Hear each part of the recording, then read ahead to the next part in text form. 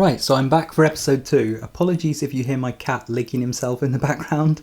That's my cat Charlie. I will show him on screen right now, and every like this video gets is going to be one head scratch that Charlie gets. I had just done the Den of Evil, I had found my way to the Cold Plains and then to the Burial Grounds, and I had got some better gear along the way. Nothing like particularly fancy, but I feel like for this stage of the game, like I wasn't expecting to have anything much. And also at some point I show my attributes on the screen. Again, this is a recording that I did before I'm recording this time. Not sure if that will change for future videos or not. So I decided it was time to do Bloodraven, wanted to get that out of the way, my first little boss. I'm going to be honest, I actually had a hard time with Bloodraven when I was playing D2R on my Summon Necromancer. I found that I was like getting hit for a lot of damage, and I didn't have many skeletons at that point, so I wasn't doing much damage to her, but I managed to get her killed just within like an inch of my life. And in this playthrough it went a lot better though, it went a lot smoother than that. Yeah, so you might notice the sort of fire effect that is appearing on screen when I'm attacking now. That is because I unlocked that Holy Fire ability that I was talking about in the last episode. That gives me a fire aura, but it also adds fire damage to my attacks apparently. So I am doing a lot more damage, and sometimes when I was walking around through the really low level enemies, they were just dying around me from the fire aura, which was pretty cool to see. So I can say like already at this point I'm a massive fan of auras. So I thought of another question that some of you guys might be having, and that's, do I have any particular goals for this series? Well, my main initial goal is just to complete all of normal mode. I've never completed the whole story in Diablo 2, you know, like I said, I've got to Act 3 on my Necromancer in D2R. I haven't played that since I mentioned that in my previous video. I've just been playing this D2 LOD. So completing all 5 acts, either on this character or on my Summon Necromancer, but hopefully on this character so I can actually show you guys, is like my first major milestone to work towards. But I would ideally like to beat the game on Nightmare and on Hell as well. And as for like beyond that, like farming for like really rare items and stuff, I would like to get to that stage, but I don't want to like promise anything like that at this stage because I'm not very good at video games. I will admit that. I have never been great at video games. When I was a kid, I was so bad at video games that I would like get stuck on the first level of games and all sorts. Now I'm a bit better than that, but I still suck, so I think that I might have a hard time. That's why, by the way, that I didn't go with a hardcore character, because I know for a fact that I would have died in like Act 1 or Act 2 and just been really upset that I wasted all that time. Thankfully we're not going hardcore, so that shouldn't be like a massive problem, but I still might have problems getting to the later content in the game because, you know, I'm trying to wing it with my build. So if I do some major mistakes with that, I could have trouble, you know, getting past certain bosses or certain parts of the game, I suspect. Plus, since I'm doing solo self-found on this character, that means I can only farm items for this character on this character. So if I get something really good for a paladin on another character, I can't use it on this character. So that means I'm going to have a harder time getting gear because I have to farm it on this character and this character alone. So if I play other characters in the meantime and, you know, do some side projects or whatever, then I can't be working towards my paladin in that time. Not to mention, if I keep doing my D2R playthrough, I'll be spending some time in that, so I won't have as much time to farm on this paladin.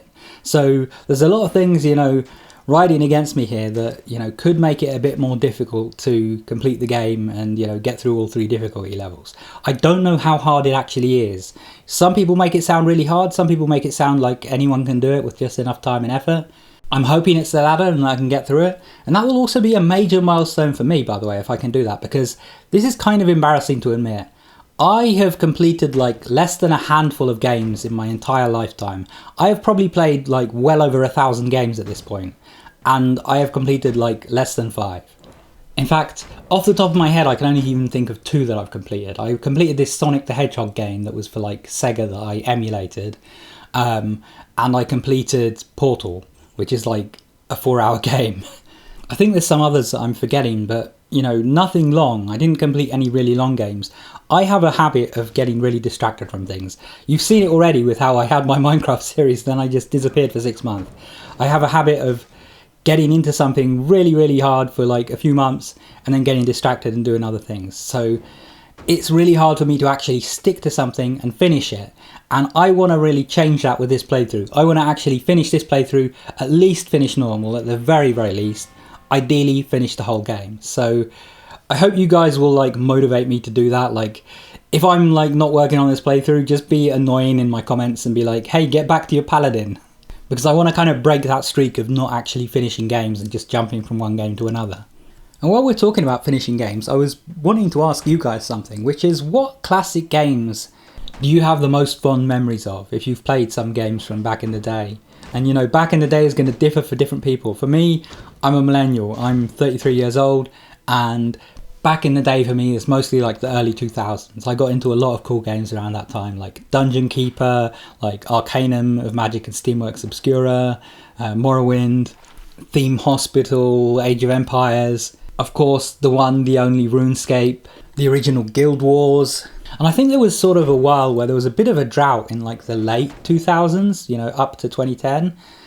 And then we had just this massive explosion of indie games after Minecraft came out. Like there were just so many indie games coming out from Kickstarter and just from Steam Greenlight program and stuff. And all of a sudden we got all of these good games that reminded me in a lot of ways of like the classics. Like something like Terraria to me feels like a classic game at this point that is up there with the early 2000s games that I know and love. But yeah, what about you guys? What are some of the classics that you played and what are the ones that you love the most? For me, I feel like one of my favourite games of all time is Arcanum of Magic and Steamworks Obscura. It is like a CRPG set in a fantasy setting, but set in like the industrial age. So there's like steam-powered trains and machinery and flintlock pistols, and at the same time you have elves and dwarves and magic, and it was a really cool setting and I fell in love with it. And I think it's actually one of the reasons that I'm coming to Diablo 2 now, is because the graphics in Diablo 2 remind me of what Arcanum looked like, and it just brings me back to like a fun time in my life. And I was sort of on a bit of an ARPG kick lately, and I just thought, you know what, I can kill two birds with one stone. I can play a game that looks like one of my favourite games of all time, and I can enjoy another amazing ARPG, in fact the one that sort of started the whole genre.